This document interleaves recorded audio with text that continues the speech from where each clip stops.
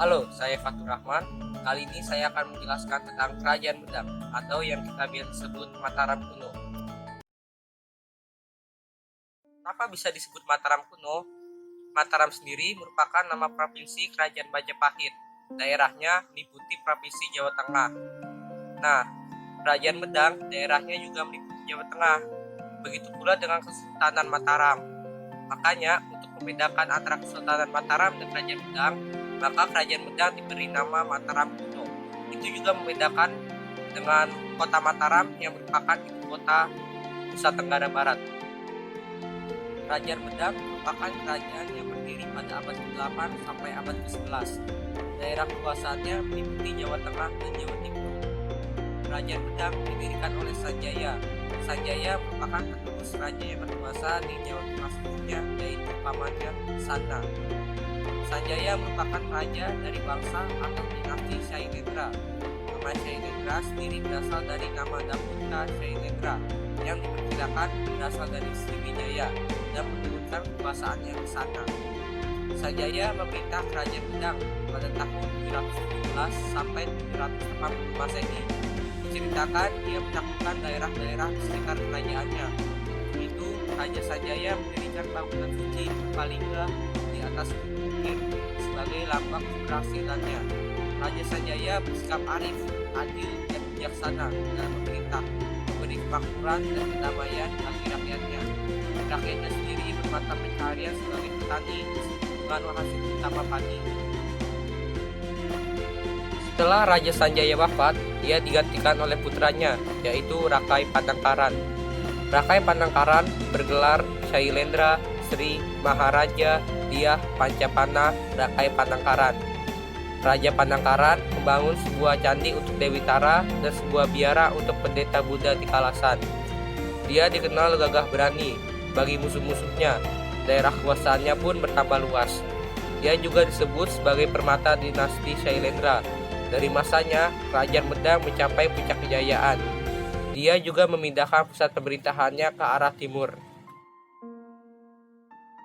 Penguasa Kerajaan Medang selanjutnya adalah Samaratungga yang bergelar Sri Maharaja Samaratungga. Dia memerintah dari tahun 752 Masehi. Raja Samaratungga dikenal tidak ekspansionis seperti pendahulunya Rakai Panangkaran. Dia berfokus pada pengembangan agama dan budaya. Di masanya, dia menyelesaikan pembangunan Candi Borobudur. Dari abad ke-8 hingga pertengahan abad ke-10, di Kedatuan Medang terdapat berkembangnya peradaban yang megah, terutama seni arsitektur Jawa kuno berupa bangunan-bangunan suci berupa candi, Hindu, dan Buddha. Kerajaan Medang disebut sebagai negeri pembuat candi. Contoh candi yang dibangun, misalnya Candi Gunung Bukir, Candi Kalasan, Candi Sari, Candi Sewu, Candi Lumbung, Candi Ngawet, Candi Pedut, Candi Pawon, dan yang terbesar adalah Candi Borobudur. Candi-candi tadi merupakan candi Buddha. Candi Hindu yang dibangun antara lain Candi Sambisari, Candi Gebang, Candi Barong, Candi Ijo, dan Candi Morangan. Yang paling monumental dan agung adalah Candi Prambanan. Di Kerajaan Medang terdapat dua agama besar, yaitu Buddha Mahayana dan Hindu Siwa. Kedua pemeluknya di kerajaan ini saling menghormati dan menghargai sehingga mereka dapat hidup harmonis. Begitu pula pemimpinnya. Saat bangsa Shailendra yang beragama Buddha memimpin, mereka menghormati dan menghargai warganya yang banyak menganut Hindu. Begitu pula saat bangsa Sanjaya yang beragama Hindu memimpin. Tapi bukannya antara dua peluk Hindu dan Buddha tidak pernah berselisih. Balik lagi ke Samaratungga, di masanya pernah ada perselisihan antara kedua pemeluk Hindu dan Buddha, sehingga pemimpin-pemimpin Buddha berkuasa di Jawa Tengah bagian selatan, sedangkan pemimpin-pemimpin Hindu berkuasa di Jawa Tengah bagian utara. Perselisihan ini tidak berlangsung lama. Samaratungga menikahkan putrinya yaitu Pramodawardhani dengan Pangeran Wangsa Sanjaya yang beragama Hindu yaitu Rakai Pikatan. Setelah Samaratungga wafat, dia digantikan oleh menantunya yaitu Rakai Pikatan. Rakai Pikatan mulai memerintah pada tahun 840-an. Di masanya, kekuasaan Medang bertambah luas dan perkembangan agama semakin pesat. Juga di masanya pernah terjadi pemberontakan oleh seseorang. Siapakah seseorang itu? Nah, kalian tahu Balaputra Dewa yang merupakan raja kerajaan Sriwijaya ternyata keturunan dari Wangsa Shailendra loh. Lalu kenapa dia bisa ke Sriwijaya ya? Dalam mendalami sejarah, tentunya kita tidak asing lagi dengan perbedaan penafsiran yang memunculkan dua teori yang berbeda. Begitu pula tentang Balaputra Dewa ini. Teori pertama adalah Rakai Pikatan berperang dengan Balaputra Dewa dalam sengketa penerus kerajaan.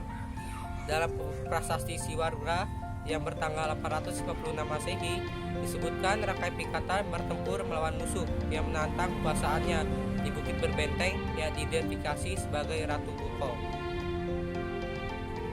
Tetapi di prasasti tersebut tidak disebutkan nama Balaputra Dewa yang menjadi musuh Rakai Pikatan, sehingga saya lebih serak dengan teori yang kedua, yaitu Balaputra Dewa memang kebetulan mendapatkan kekuasaan di Sriwijaya karena Sri Samaratungga menikah dengan Dewi Tara yang merupakan anak Sri Darmasetu yang merupakan Raja Sriwijaya.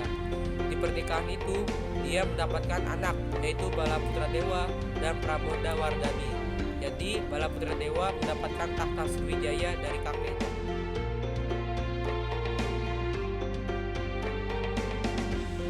Balik lagi ke Rakai Pikatan, seperti tadi, ada yang berpendapat yang memberontak adalah Balaputra Dewa. Teori lainnya yang memberontak bukanlah Balaputra Dewa. Yang pasti pemberontak tersebut membangun benteng di atas bukit yang diidentifikasi sebagai Ratu Boko. Nah, prasasti di Ratu Boko tidak disebutkan nama Balaputra Dewa, melainkan atas nama Rakai Walayoni. Pemberontakan itu ditumpas oleh putra bungsu Rakai Pikatan, yaitu Dyah Lokapala. Rakai Pikatan juga memindahkan kota Mamerati. Tahun 856 Masehi, Rakai Pikatan mangkat dan menjadi petapa bernama Jadiningrat. Dia digantikan oleh putra bungsunya yaitu Dyah Lokapala atau Rakai Kayuwangi. Rakai Kayuwangi pun memerintah. Di masa akhir-akhir pemerintahan Rakai Kayuwangi, Rakai Kurungwangi yang merupakan kakaknya memberontak dan menjadi raja tandingan karena cemburu kepada adik bungsunya yang malah mendapatkan takhta. Rakai Kayuwangi dan anaknya terbunuh oleh karena itu. Takhta pun jatuh ke Rakai Watahumalang yang masih saudara Rakai Kayuwangi.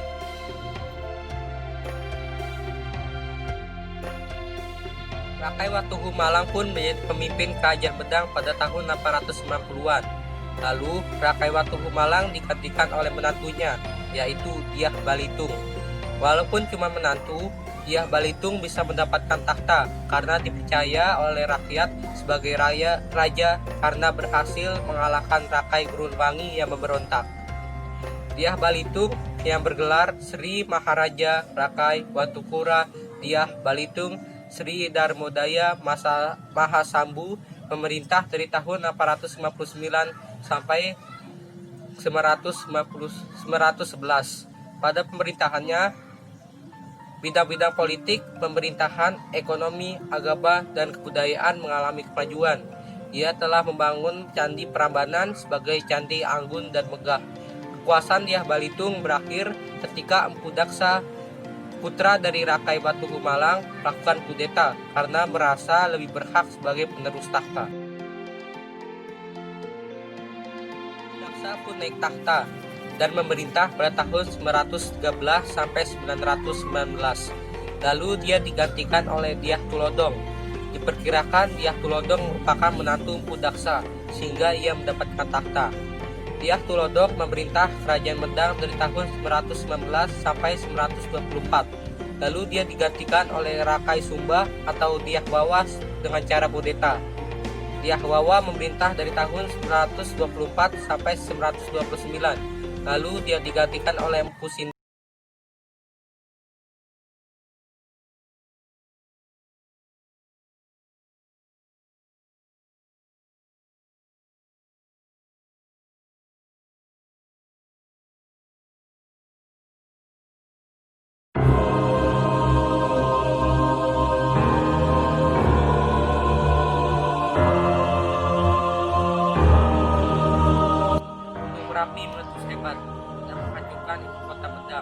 di Mataram. Letusan Merapi ini dikenal dengan Pralaya Mataram atau bencana Mataram. Bukti letusan hebat ini dapat dilihat dari beberapa candi yang hampir terkubur abu vulkanik dan puing-puing Merapi. Pusindok lalu memimpin penduduk Medang pindah ke daerah Tamulang yang diperkirakan di sekitar Jombang, Jawa Timur, dan membangun ibu kota di sana. Kota Medang sebelumnya berada di daerah Mataram, yaitu Pokitu, lalu Paprati, sering berpindah-pindah tergantung rajanya. Pusindok mendirikan Wangsa Isyana, walaupun dia sendiri mengaku masih keturunan bangsawan Medang. Dia adalah penganut Hindu aliran Jiwa, namun tetap menaruh toleransi yang besar terhadap agama lain. Misalnya, dia menganugerahkan desa Wajang sebagai Sima Swantara pada seorang penjaga bernama Sri Sambara Suryawanara yang telah berjasa menulis kitab Buddha aliran Tantrayana Sang Hyang Kamahayanikan. Pusindok meninggal pada tahun 947 dan dicandikan di Istana Brakajira. Menurut prasasti Cikangan, dia digantikan oleh putrinya Sri Isyana Tunggawijaya. Ratu Isyana Tunggawijaya bersama suaminya Sri Lokapala memerintah dari tahun 947. Tidak diketahui pemerintahannya berakhir kapan, tapi dia digantikan oleh anaknya yaitu Sri Makutawangsa Wardana. Seperti ibunya, tidak jelas juga pemerintahan Sri Makutawangsa Wardana berakhir kapan. Teori yang berkembang dan dia memerintah sampai tahun 951, lalu digantikan putranya yaitu Dharmawangsa Teguh. Sri Dharmawangsa Teguh yang bergelar Sri Maharaja Isyana Dharmawangsa Teguh Ananta Wikra Motunggadewa memerintah dari tahun 991. Pada masa pemerintahannya, Dharmawangsa Teguh memerintahkan untuk menyandur kitab Mahabharata dalam bahasa Jawa kuno. Di masanya juga, Kerajaan Medang melancarkan serangan angkatan laut ke Sriwijaya. Hal ini terekam dalam catatan Cina yang menyatakan Sanfotsi atau Sriwijaya dan Copo atau Medang sedang berperang, sehingga utusan Sanfotsi tidak bisa pulang waktu itu. Di tahun 952, Palembang berhasil dikuasai Kerajaan Medang. Sesungguhnya tidak ada yang abadi di dunia ini, kecuali Tuhan, semuanya akan berakhir, termasuk kekuasaan Medang yang hampir 300 tahun berkuasa. Tahun 1016, Sriwijaya berhasil mengusir Medang dari tanahnya. Mereka pun merencanakan balas dendam. Kisahkan saat Dharmawangsa menikahkan putrinya dengan seorang pangeran Bali bernama Airlangga. Di tengah keramaian pesta, tiba-tiba istana diserang pasukan Gorawari dari Baram dan bantuan laskar Sriwijaya. Istana Dharmawangsa yang terletak di Kota Watan hangus terbakar. Dharmawangsa sendiri tewas dalam serangan. Begitu pula dengan anggota kerajaan lainnya. Dengan kematian Raja Dharmawangsa dan jatuhnya ibu kota Medang, di bawah tekanan militer Sriwijaya, Negatuan akhirnya runtuh dan jatuh dalam kekacauan.